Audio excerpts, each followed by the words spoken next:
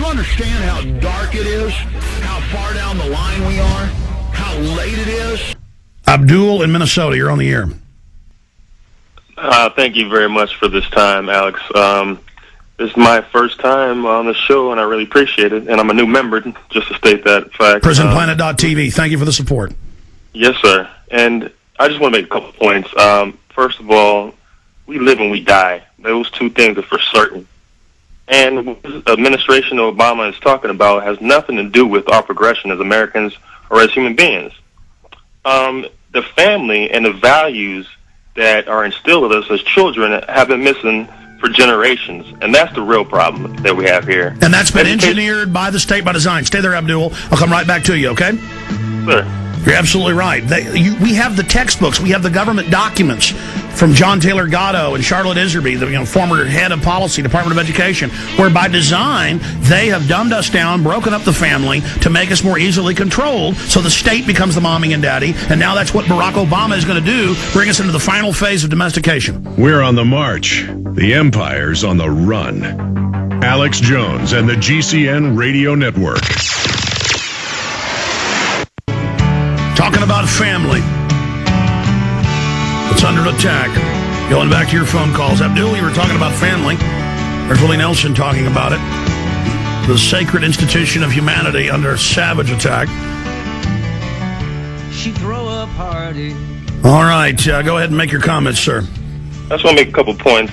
For one, I was blessed with a mother and father, well educated, and raised me well. And one thing he would always say to me is, this is our world. Every human being, this is our world. And we have the right to seek knowledge from the cradle to the grave. And that's the problem with every society. We've been so dumbed down by the public education that we have no knowledge of our true development of ourselves. Yeah, people are seeking after tennis shoes and cars and making that the penultimate goal in their life instead of the search for knowledge, which will truly empower you. The people perish for lack of knowledge. Absolutely. What do you think the secret societies are doing? What are they hiding? They're hiding the ultimate knowledge. And that's all a cult means, is hidden, and the occult is the system of controlling people. Yeah, I just have one final question. No, go ahead. I'm going to quit interrupting. It's just all absolutely on target. Go ahead. That's okay.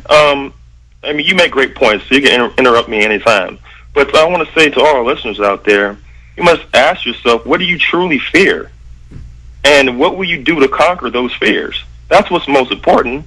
We live and we die. That's the bottom line. What are you doing between living and dying is what's most important. Yeah, while you're wearing this earth suit. Well, and my greatest fear is not being in control of my own mind. My greatest fear is being fooled, being conned, being bamboozled. And then I get so sad. I got sad for Democrats when they worship Clinton, knowing he was New World Order and just a puppet. I got sad for Republicans who would support torture and evil and sign their souls onto this war that killed over 1 million plus Iraqis, and millions before that with the sanctions in the first war. And then now these poor Obama people, they're good folks, these poor white yuppies, these poor black folks, and just looking up to him and believing his lies when his whole agenda is evil and corruption and wicked, and he smiles and he puts his nose up in the air worse than Queen Elizabeth. He just sits there, today just arrogantly, I mean just his whole demeanor, and then he does that smile. I can't even do the fake smile, that fake smile to people, and it's pure evil. And those who are aware can see right through it. I mean, I'm a black American Muslim, okay, and I can see right through his double speaking he does, and how he looks at people, how he talks down to people, and it's not right. It's sick and disgusting. And for the African American population out there that's listening, I mean, wake up, seriously. When has the American policymakers, the people who run this country, ever let a black man be on top of something and do something for his people, quote unquote, which he is not totally doing? Your last caller made an excellent point where Obama has sold out to the Zionists and calling them basically his new master.